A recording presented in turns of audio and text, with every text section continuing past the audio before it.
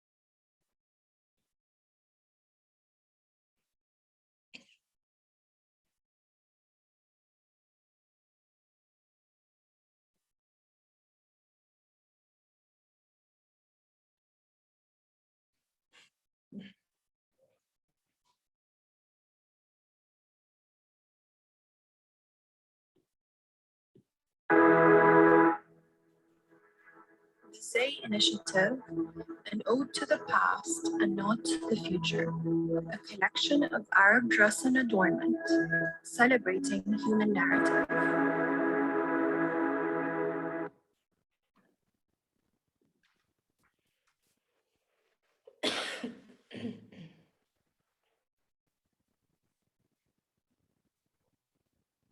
Hello, everyone, and welcome back, friends of the Zay creative advisors and guests.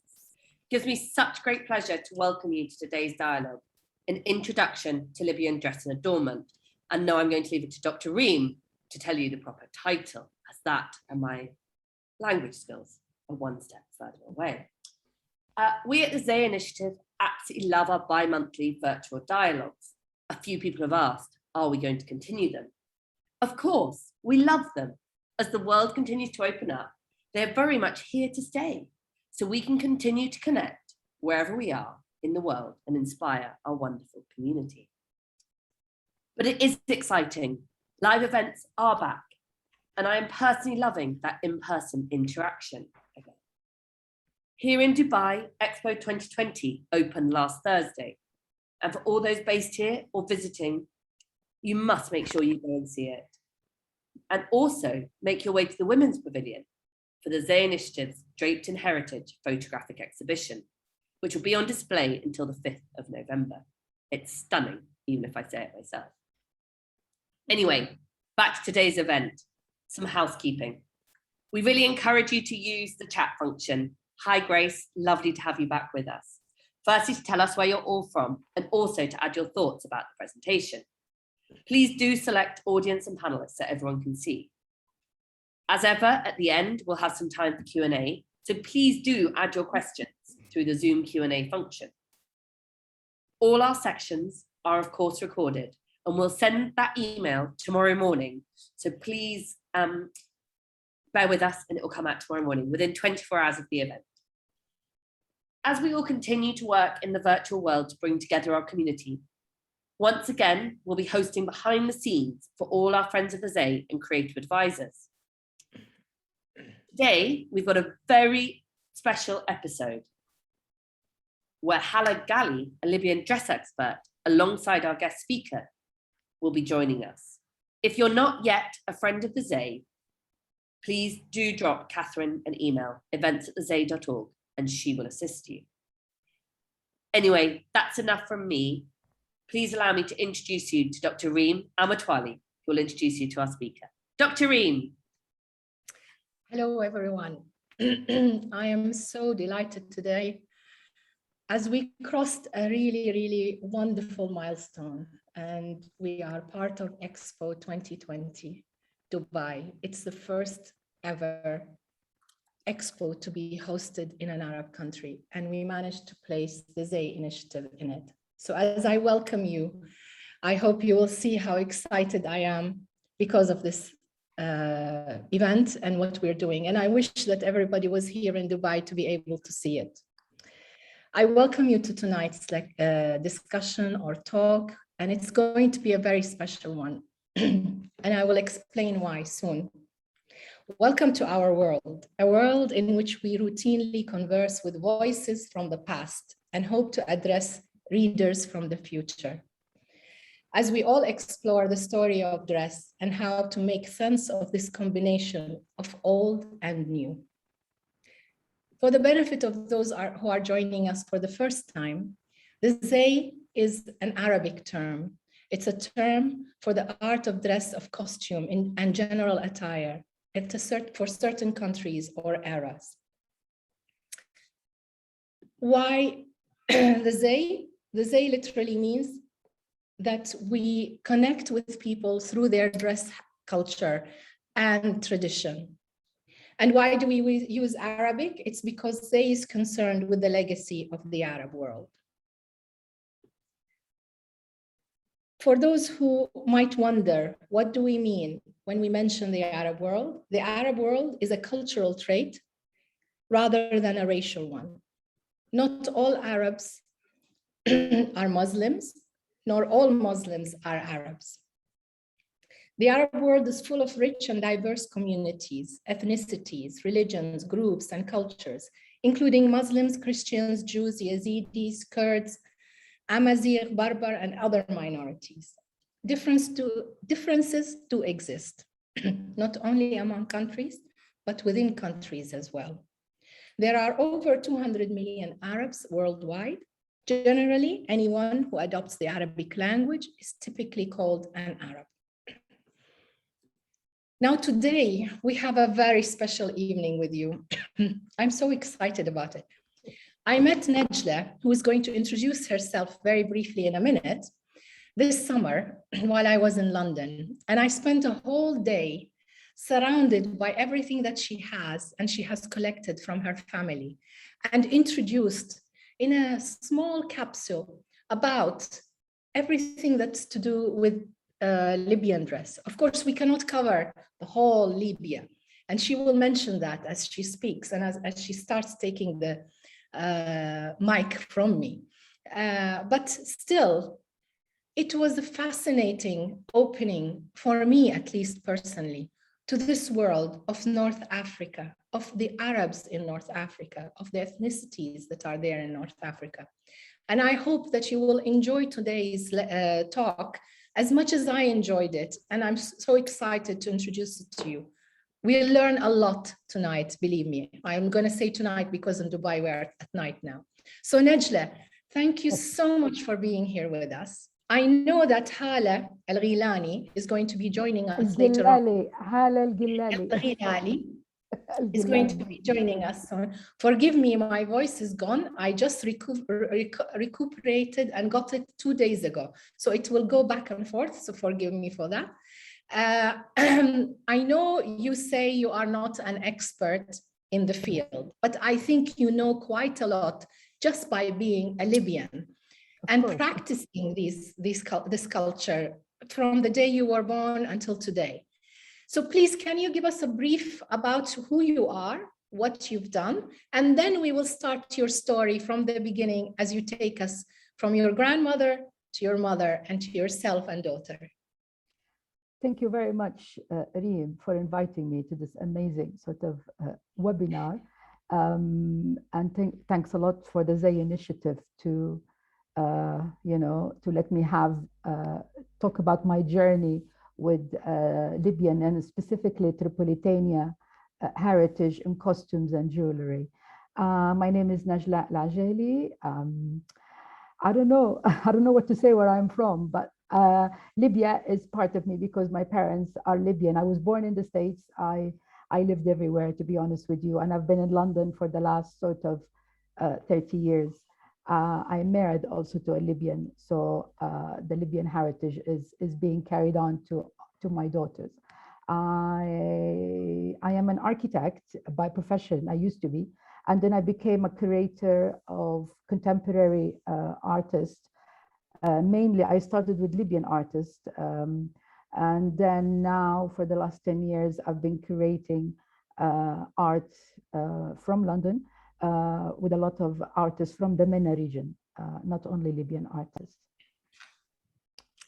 Today, we're talking about Khamiysa, Hwayitah, Ghreen. Okay. Hwayitah, Ghreen, yes. And I know our team was having a very difficult time pronouncing it, yes. But I thought maybe you can start by explaining to our audience what is Khamiysa wa Hwayitah wa Ghreen. Well, I started with this phrase because it is a very important phrase that is used a lot in Libyan songs, in weddings and in ceremonies, and also just in conversation. And Khamiysa wa Hwayitah wa Ghreen, which is literally the Fatima's hand, which means Khamsa in Arabic. Hwayitah, which is the fish, a fish, and the Ghreen, which is a horn or the crescent moon. And these three words are always used in Libyan dialect to guard off the evil eye, or also to bring in luck, to bring in sort of prosperity. And so this phrase really is very important in my psyche, and it is part of my Tripolitania and Libyan heritage. And as you can see, I mean, in the images, it is used a lot in jewelry and also in embroidery. I mean, we'll see it later. And it is really, really part of any conversation that you might have with anybody when you're talking about your children or you're talking about your work. And it is, and it's sung a lot in Libyan sort of weddings and ceremonies. And we start with this image and your grandmother. Yes, and my grandmother right there, bless her soul, she was a lady who actually I learned a lot. And I grew up watching and listening to her stories. And she was one of the few ladies who embroidered with silver thread. And this is a special kind of technique that was used on Libyan clothes, traditional Libyan clothes like the waistcoats, and also in decoration, and also in making shoes. And this was a photo of her, one of her last pieces that she did in 1993. She was commissioned to embroider Surat al-Kursi, Ayat al-Kursi from the Quran. And so this photo has a lot of memories. And then we get on with the story.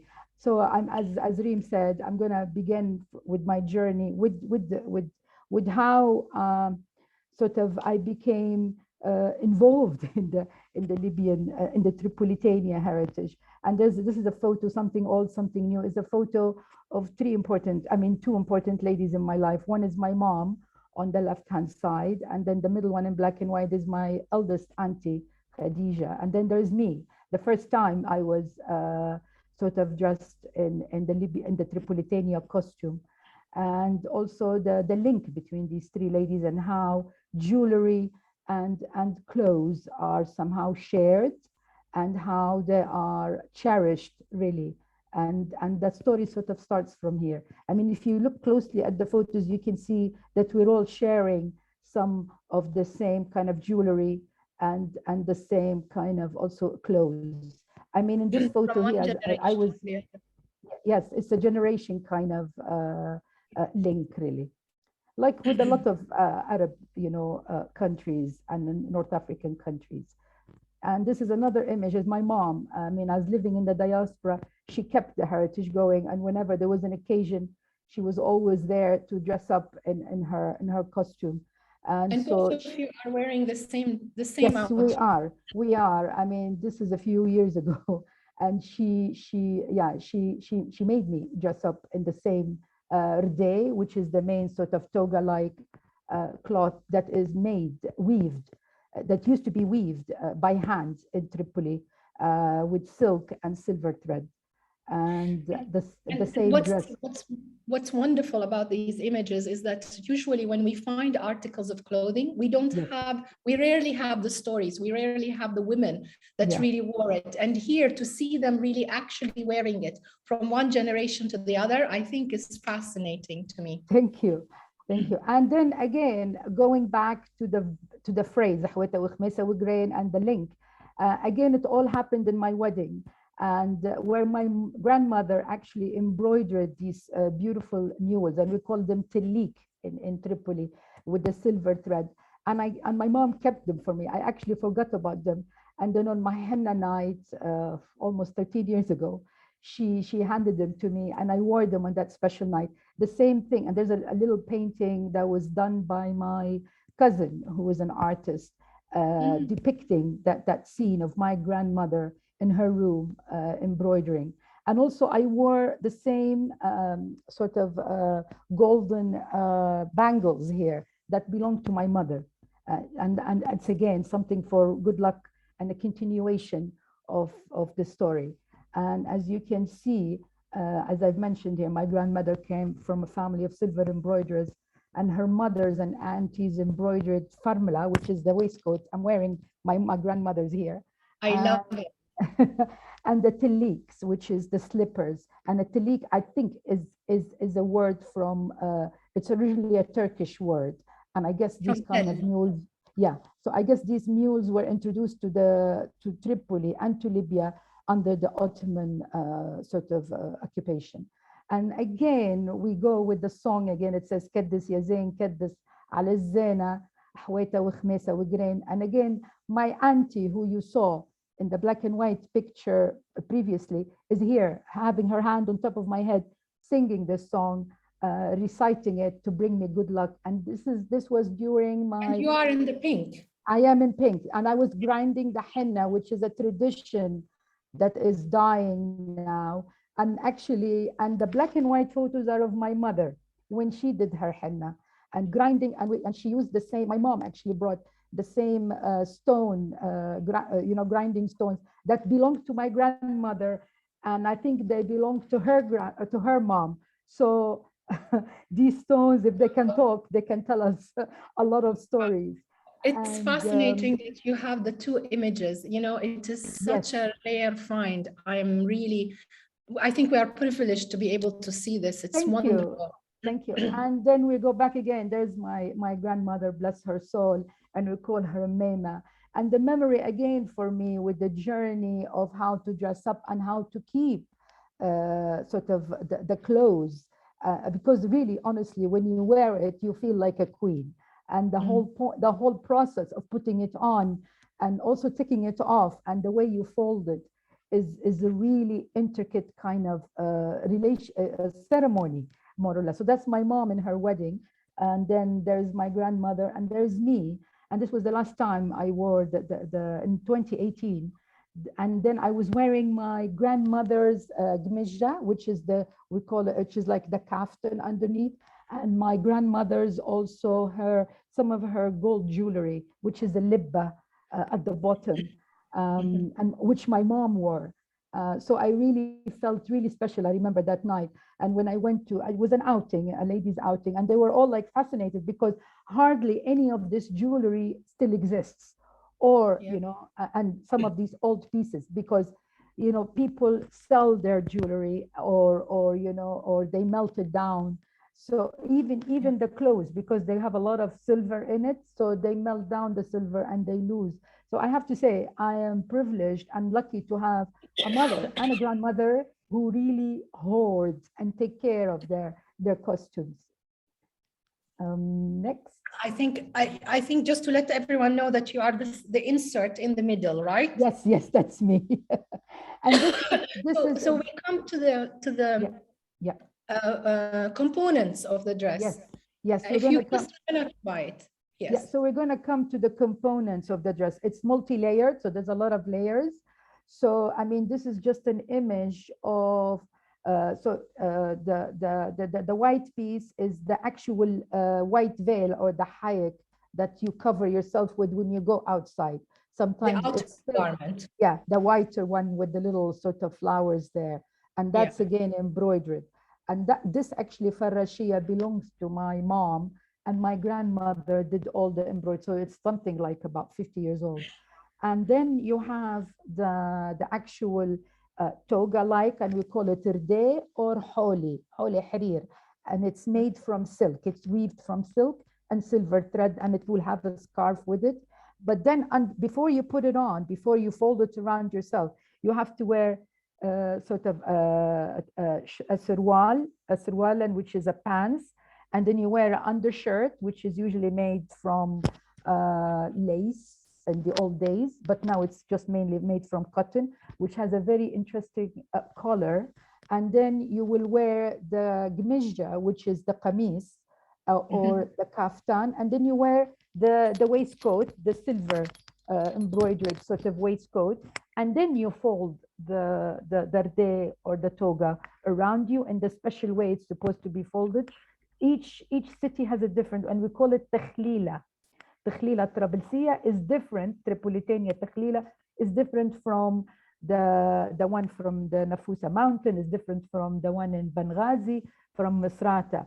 And so the actual togas were usually made hand weaved in Libya, and Tripoli was very well known. And most families, the major trade, they used to be weavers. Actually, my great grandfather was a weaver, and his last name was Hsairi, which means Holi Hasira. So he was a specialist in the Hasira, which is the golden one where it's worn by the bride. Really, it's given as a gift to the bride. Do they continue to do this now, or has it been lost? There are few people, but I think about 2 or 3. I mean, and again, for me, it's the gorgeousness of, I mean, when you feel, I mean, as you saw them, they are quite heavy because they're about 4 meters long, and they are 1.5 meters wide. So that's quite a lot of fabric. And the beauty of them is how they're designed, you know. Usually the lines are designed by the ladies themselves, so it becomes a fashion afterwards. And I recall in my wedding, I mean, if you go to the next, this is from my mom's photographic collection, actually. And there's my mom and my auntie about 25 years ago in Tripoli in an outing, wearing different colored holis. As you can see, the lines, how they are weaved, you know, the thread, that is sort of designed specifically for each lady as she wishes, or the weaver will have, like every year, he will invent new patterns. And then on the right-hand side, I'm surprised about the colors. Yes, it's really wonderful. It's the colors. It's usually we have the golden or sort of white one is mainly for the bride, and then you have the pink one as well as for the bride. But the other colors are usually chosen by the ladies themselves. And what they usually do, and I remember this clearly with my mom and grandmother, they will pick the color from the gmizja, and then they will go to the weaver and sort of draw the lines of how they want the spacing of the patterns, and then he will test it for them. And as you can see on the right-hand side is a collection of the headscarves that I have, and some of it, I mean, the green one goes way back. It belonged to my grandmother. It goes like, and then the early 1960s, and the rest, and then the purple one as well. and they And are it's called beautiful. testamil. And we call them tistmal. Yeah, tistmal. Satmil is a plural for tistmal, which I think is probably a Turkish word. And these two pieces, they belong to my mom. As you can see, the golden one, Holi Lahsira, we call it Holi Lahsira, which is it's also called El Badla Al Kibira, which is the big uniform or the big costume, which is usually given to the bride by the groom's family in her wedding. And then another one my mom had, which is very gorgeous as well, that her mother made for her. And we still have these two pieces. Najlaa, yes. You know, after we met, Yeah. I came back to Dubai and we were looking through I saw the image and then we were looking through our collection and we have one exactly the same as the one on the left of the image. Okay. And we never knew what it was. It was in our collection. Until I saw this one with you, and now I realize that we have one in the collection. Can you believe this? So you have a Holi Harir, wow. And yes, we have one piece. Yes. So this one, yeah, and then, okay, we go back to the elements now. I'm going to start showing you the elements. On the left-hand side, this is just the sleeve of my mom's the bridal gmija, which is Khamiysa, that's worn. It's an English word or a European word that has been translated into Libyan colloquialism. Yeah, exactly. Gmija, I mean, I guess it's a word that has traveled backwards and forwards. It could have come from the Moors when they came back to North Africa, or it could have come from the Greeks who as well settled, or the Turks. So it's a very interesting, it's how sort of things leave and then come back. And the gmija is a very crucial part of the actual costume for the bride. And we call it gmija sharit because of the big ribbon, the silver ribbon that you can see the symbols of the Khamiysa on it and the horn, and sometimes you can also have a fish on it as crescent as well. And the crescent, yeah, the grain, yes. And then that is what's interesting about the shirt or the gmija, you call it maryul, or is that a different issue? No, maryul is the undershirt. That's the undershirt on the right-hand side. So there's two. One belongs to my mom from her wedding, and then the next one is the one that she made for me in my wedding. And what's beautiful about it is the intricate collar, which I really love. And it's something that you can see on, you know, Elizabethan costumes. And I have a feeling it's something that came either through travels or came from the Andalus. So this is the beauty of when you dissect and when you look at the Libyan costume, you see so many different links with the other cultures. Yeah. And this is Takhlilat Trabalsiya, and this is my friend. My mom dressed her up in her sort of wedding holy when she came over. And as you can see, this was recent. This was in 2019, just before lockdown. In December, I remember. And as you can see, the cloth is still very beautiful and actually has much more grandeur about it than newly made holies that are made now. So and this is how you wrap it.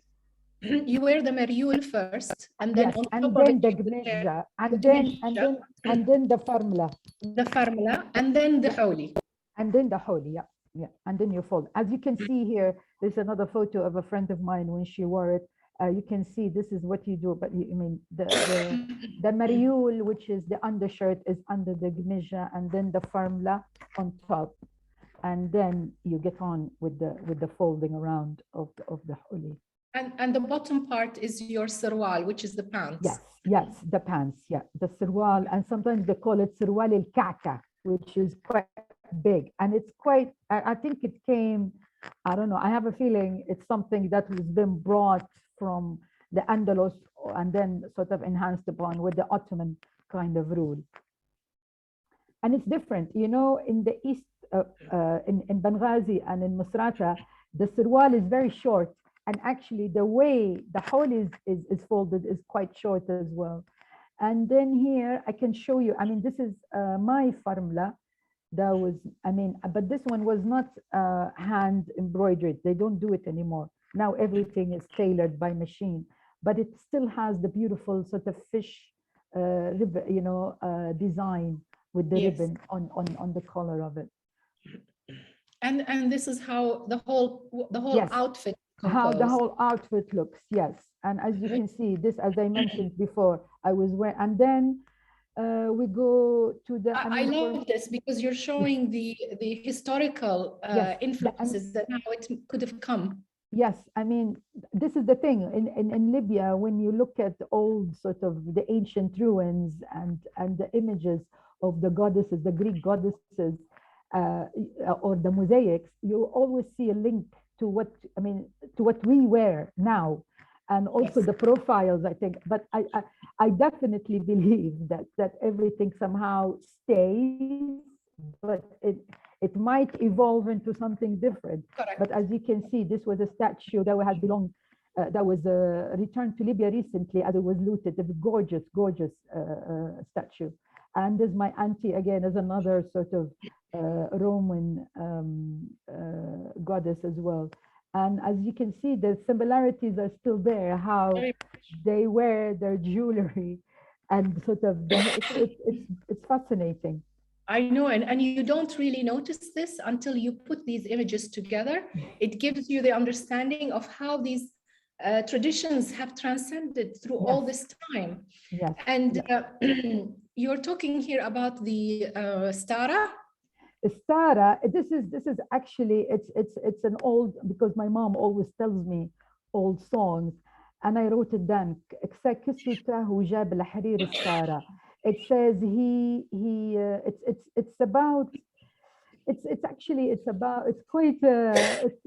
quite poetic. It's about how the man sort of clothed himself. It's quite metaphorical, and he brought silk as a way to sort of protect him or fold him. So again, what I appreciate a lot about the heritage and in the words is the meaning of these clothes. The meaning of dressing up like this, and how it takes on into a different sort of journey with words, and into literature, and into poems, and into oral history.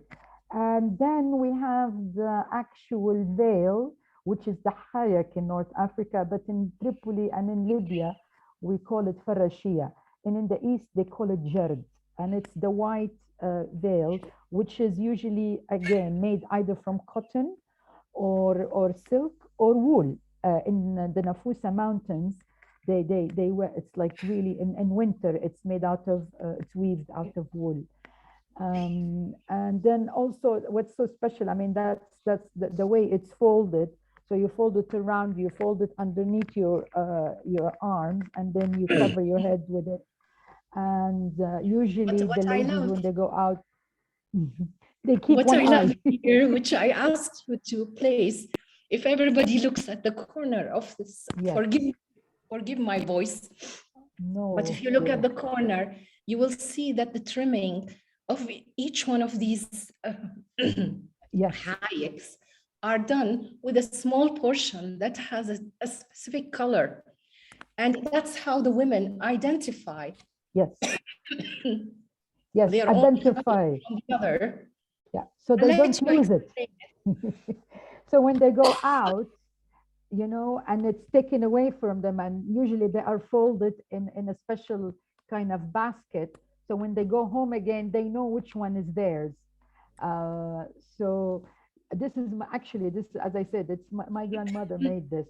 So they choose different colors and different sort of designs sometimes. And as I said, I think Libyan women are very determined preservers of their rituals and traditions, which accompany the fundamental stages of existence in a woman's life. And as you can see, different photos, some of them are family ladies, elderly ladies, and how they're proud of their tradition and of their dress. And then at the bottom, some ladies wearing the farashiyas, looking at the mountain. This is in the Nafusa mountains. And then in the middle, there's my grandmother, as I believe is one of the most gorgeous sort of ladies really in my life, who had made a major impact. And I'm still learning about her. And then there's a photo of me in my wedding, all covered up during the henna night. And that's another photo from my mom's archive. in the early 1960s, and then my mom and my auntie. And there's a poem that it says, "You deserve the anklets and the shayriya, and deserve the golden belt, as you are a queen. You deserve the fish and the shimbir," which is the crown on the head with the ruby. Keep swaying. So we're going to go into the jewelry pieces. I mean, this is some of my personal collection of silver jewelry, which is really very rare to find now, because most of it has been sort of disappeared, really. And I can't thank you enough for gifting us one of these to the Zay initiative. Yeah, I think I gave you a fibula. Yeah, I think I gave you a fibula. Yeah. Thank you. And Thank you very much. what's so specific about jewelry made in Tripoli is that it's all stamped, and it was quite famous at that time that the jewelers were mainly Jewish in the early 1900s and late 1800s, who came from Andalusia, and they really gave, and they were real artisans, and their pieces, and they taught, you know, the sort of the second generations of silversmiths. And then the symbolism and how it's always sort of evident in the jewelry, or in the shape, or in the decoration, in the actual engravings of it. Yeah. And then there is these two, there are fibulas as well. I have them, and they are worn to pin the toga like. But this type of jewelry is still worn in Nafusa Mountains, in some in the east, in some Bedouin towns. And then you've got the sort of the actual bangles, and this piece is called the salha, and it's something that they decorated. They pin it on the head, or sometimes they put it on the dress.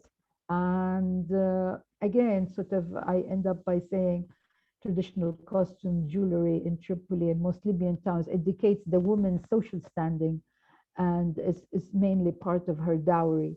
And then now we go to the men, which I love. Which is different, but it's again multi-layered as well, and full of connotations from the past.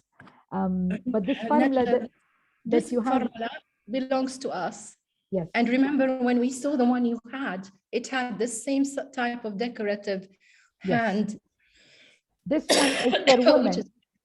The one you have is for the ladies, and it's an old piece, so it's quite old, because again, they don't do this anymore. I mean, I think there are a few ladies who are trying to, but it's not there. And then these are photos of my grandfathers. One is my maternal, the one on the right is my maternal grandfather, and the one on the left is my paternal grandfather. The one on the right-hand side, that was in 1920s.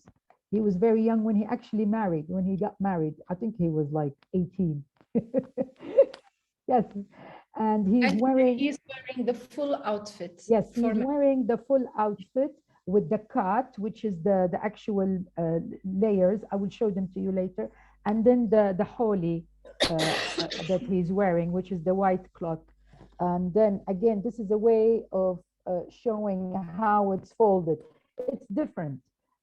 It varies from, you know, sometimes he wants to cover his head, sometimes he just wants to put it on his shoulder, and sometimes he just wants to put it on both his shoulder.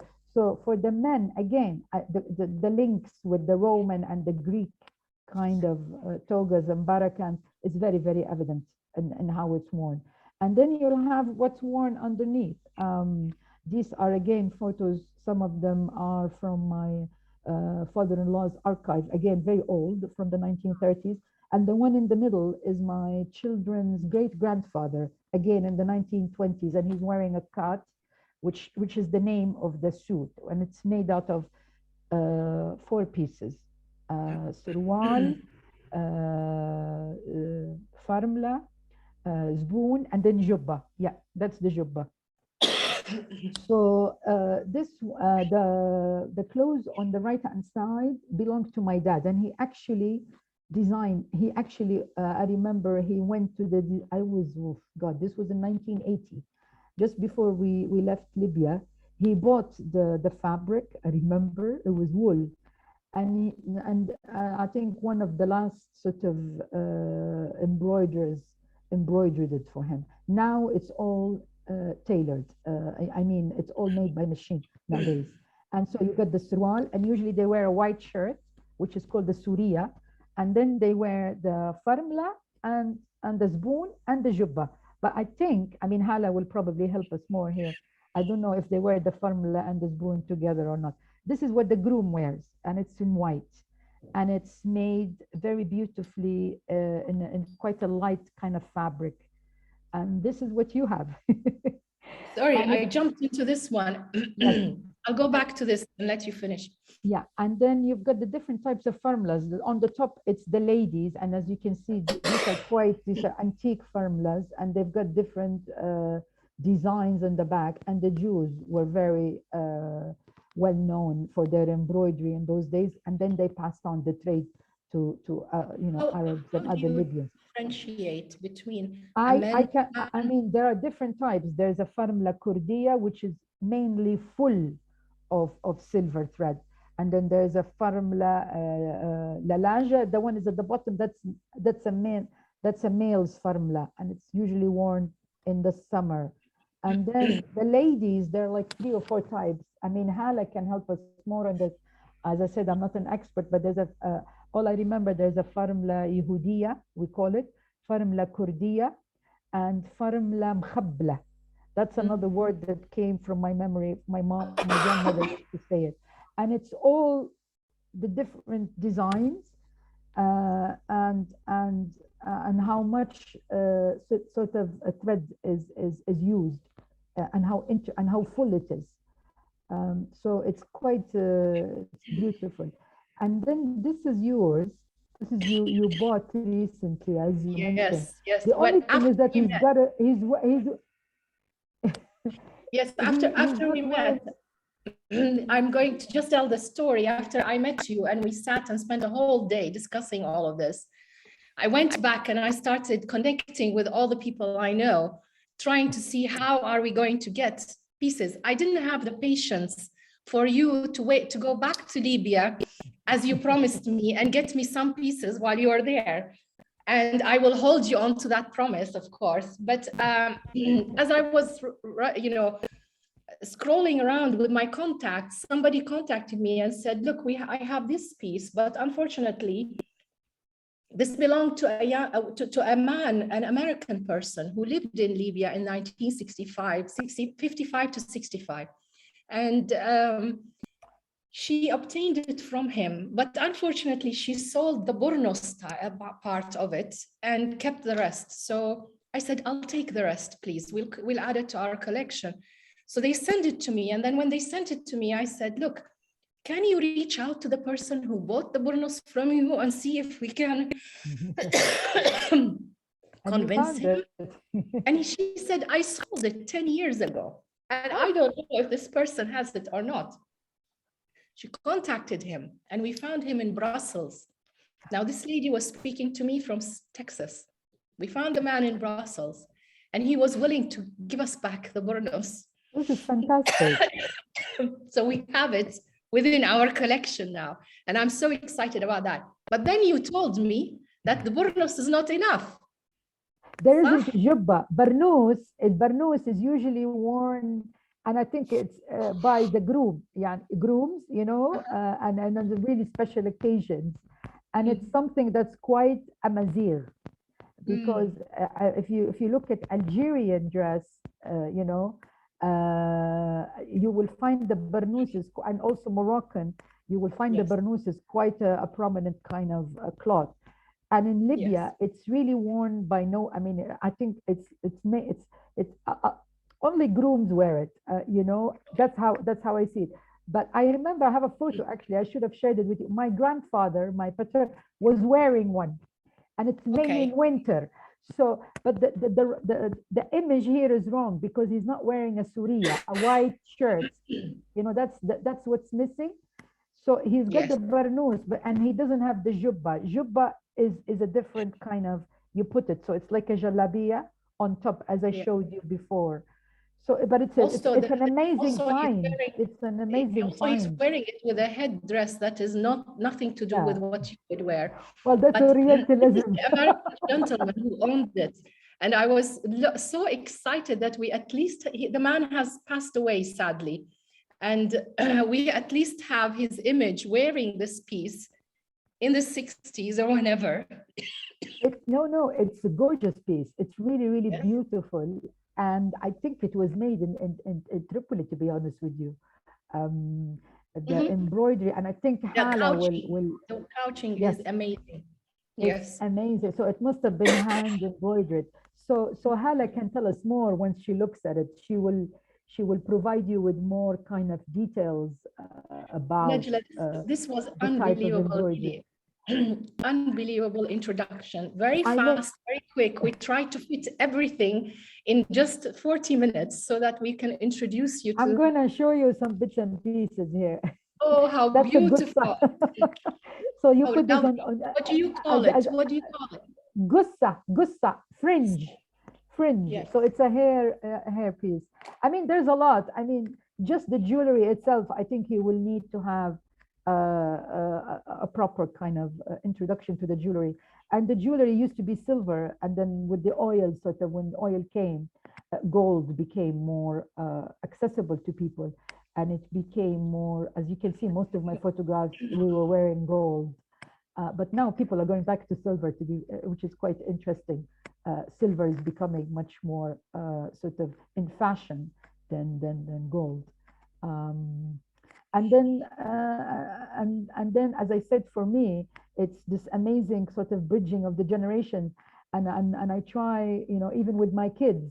Actually, I should have shared some photos how my mom dressed them up about a few years ago, and it was wonderful just to see them dressed up in the traditional clothes, and to make them, you know, and they started asking questions. What is this, and what is this, and what is that? And you start sort of to tell the same story that I heard from my, you know, from my mom and from my grandmother about it. Najla, Wow. thank you so much, really. I'll give it to Emma now.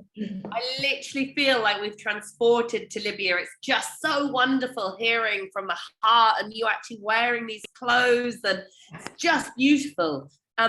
Wow. I really don't know where to start, but actually Hind came up with a beautiful question, and actually something that resonated with me, and I was thinking the whole time, you know, you mentioned obviously that you've got some of the pieces still at home and that you wear them actually as a family. Wonderful. Yeah. Hind made such an important comment on how can we preserve these clothes and these fabrics, and how can we continue these traditions. And Hind actually questioned whether we should have another session about, you know, preserving fabrics in general, which I know is some work that we're doing in the initiative as well. But I think from your point of view, and a Libyan point of view, how, you know, are these clothes being preserved? You talked about your grandmother being a silver. Yes. You know, Yes. I can't, because this is, I mean, it's in my memory, and also how my mom takes it. The way you fold the derde or the toga has to be in a specific way. I cannot do it. And how my grandmother, after each party, she used to let it just lay. She will put it on her bed until the morning, and then she will fold it, and she will use a cotton cloth, only cotton, between the folds so the silver does not stain. And the same thing my mom has done, and that's how she preserved her clothes, you know, because you can see some people, they haven't preserved it properly, and the silver becomes very black, you know. But my mom's, she's very good, and it has traveled with her, you know. It went to America, it went to Italy, came to London. So her pieces, I mean, they've been with us since she got married, over 50 years. And her pieces are really as beautiful, and I think they have much more grandeur to them now than probably they were when she wore them. As I've shown you, there were photos, some of my friends who wanted to dress up in the Libyan clothes, and my mom offered. And so they felt really like queens. I remember Jihan Kikhya, she was just like, and the one who she was wearing, she was like, my God, I feel like a queen. And she's making a film now. And she said, I want to make a film now about, you know, the tradition. And I think that's something that that will preserve sort of the tradition and the memory, and also maybe people can look at it. Because for me, honestly, once you see the fabric and once you see the quality of the design, it's really like haute couture. It's gorgeous. It's really superb quality. You know, so you have to take care of it and keep it in the dark. Don't keep it in, you know, in sunlight. That's another thing. And don't put any a lot of perfume on it, because that might ruin the silver and the silk. Yeah. Yeah. No, and it's just fascinating. And Hind, yes, indeed, I've seen your questions about preserving clothes and the fabrics, and we'll definitely have a more in-depth webinar on how you can preserve fabrics from across the Arab world, because it's so important. But just to extend on that question, are there still lots of people making the traditional dresses today? Are there? We don't have many. I mean, in this, I think the trade started to die in the late 80s, early 90s. I mean, I still remember when I was a child, when we used to go to the old Medina, and you can hear the weaving, sort of the manual weaving sounds happening. Now there are only about 2 or 3 people who are still where you can go and ask to sort of weave a piece. It will take about 3 months. Actually, my wedding, which was 13 years ago, my mom, she didn't buy the ready-made fabrics, which are either made in a factory or brought from China, unfortunately. I mean, I don't, you know, which is like, you know, and even the designs are not as personal as they are when you go personally to the weaver and tell him how you want it. And usually he will give you like 2 or 3 samples before the final piece of the cloth the textile is produced. So that whole kind of relationship, a lot of people are not even aware of it, the new generation, until you tell them. I mean, actually, we have only one, because it was mainly male weavers. The women used to weave woolen, kind of the blankets, and you know, and rugs, you know. But women, we don't have many women weavers who weave these days. However, there's a Libyan lady. Luckily, she did her master's on the specific design of the weaves, and it's called Hab al-Rumman, the pomegranate seeds. And she had to fight literally the old man to let her go in and learn, because he's like, no, this is not a trade for women. And she preserved it, and she knows the trade. And she's one of those ladies that I wish to involve in more proper workshops, and probably to even teach the trade on, because I mean, that's another lady probably you can talk to. She really goes into detail into the history, because she knew it. And the last one who used to do it was called El Warrag in Tripoli, and he died at the age of, I think, about a few years ago, 7 years ago. He was almost 90 when he passed away. So we still have people who know the trade, but it's unfortunately, because everything is made, you know, by factory now. A lot of people have lost that, and they're quite expensive, you know. Yeah. As I said, it might take up to 3 months to make one of those beautiful garments. And the same with the embroidery for the, you know, for the waistcoats as well, and for the kaftans and the gmija. It used to be all handmade and hand embroidered, and now most of it is done with machine. A really lovely segue question from Tabassum, Dr. Tabassum Iman. What do the Libyan brides wear today? Actually, tradition is still there. Usually, I mean, there came a period where it stopped, but then now all the girls who get married, they all want to have the bedle kbira, the main golden costume, and they wear the pink one, which is really, really quite feminine and quite beautiful. And so I have to say, it's even outside, even Libyans in the diaspora really, really sort of try to acquire it and to wear it as brides. It's very beautiful. It really is. You know, it's gorgeous. And there's another costume, and I mean, and as I said, it varies from city to city. I mean, there are more costumes that are quite gorgeous and beautiful that, you know, probably on the next webinar or a next session, Yes, you can look we need into. many sessions. We need many sessions, and it is so beautiful. I mean, I think I'm in North Africa is really, I mean, the same like in Morocco and Tunisia and Algeria. Each city has a specific kind of costume, and there's, I mean, and it goes on and on and on. And some of them are the same, and some of them are different. So, I mean, like because again, I think of the different sort of cultures. Like in Libya, we've got the Amazighi culture. They have different costumes and different traditions and different rituals. The city, and then we've got the Tuaregs in the desert. Again, completely different. And different tribes have different sort of ways of dressing and their jewelry. And Ghdames, which is the ancient town of Ghdames, again, the rituals and the way they embroider is completely different than what's worn in Tripoli or what's worn in Benghazi or Misrata or Derna. So it's a fascinating story. And for me, I mean, it opens up this whole kind of, you know, looking back into our history to know more about who we are, you know, and to find out all these links with antiquity, as I've mentioned before. And Sigrid, a wonderful question has come in, and Sigrid, I couldn't agree more. When are you going to write a book? So much knowledge and personal history is just begging for a book about Libyan dress and jewelry and everything related to it. Let's hope so. It's a lot of projects. A lot of projects. We will help you.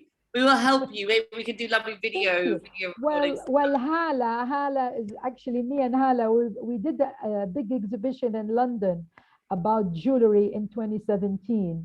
And she is the encyclopedia.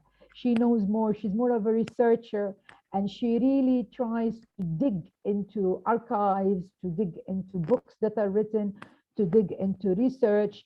And so hopefully we will do, I think a publication is necessary about and actually I'll connect you as well, because I've got a conversation with a lady in a couple of weeks on Libyan, who's a specialist in Libyan adornment. So, so maybe we can all get that three-way conversation and communication, because sometimes connecting our community can help these wonderful projects help. So, yes, definitely.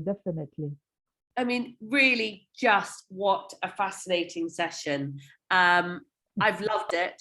Everyone's loved it. Thank you, because you let me, you know, for me, I didn't know how to present it. And then because when I met Reem, I said, you know what, I will just use my personal story. And that's what it is for me. And I feel very passionate about it. Passion has shone through. It's just beautiful. And I really do just, it's amazing.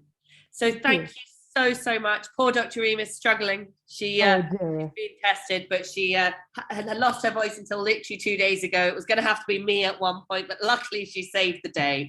So she was back for this evening, which is wonderful. Thank you. For those of you in Dubai, don't forget to head to the Women's Pavilion at Expo 2020. Also, I just checked, and I'm going to go and find it myself tomorrow. There is a Libyan pavilion as well, and I would love to know more now. I've sort of had this sort of first insight into dress, this sort of wonderful method and way to start understanding culture. So I'm going to go and seek out the Libyan Pavilion at Expo 2020 in the next couple of days, which is super exciting. Our next confirmed virtual webinar is taking place on the 2nd of November, and full details of that and other events, which are also confirmed for October, but we're not allowed to release their details quite yet due to various NDAs and various other things. So we've got lots coming up. Keep watching the spaces, connect with Catherine or myself. We've got a really exciting few months coming up, and just keep recommending things that we should do, people we connect with. We are only as strong as our community, and we cannot thank you enough for where we've become. Friends of the Zay Creative Advisors, please do join us straight away for behind the scenes. I will log off this webinar and log back onto that conversation. Thank you so much, everyone. Najlaa, you were amazing. Thank you. Good night. Thank you.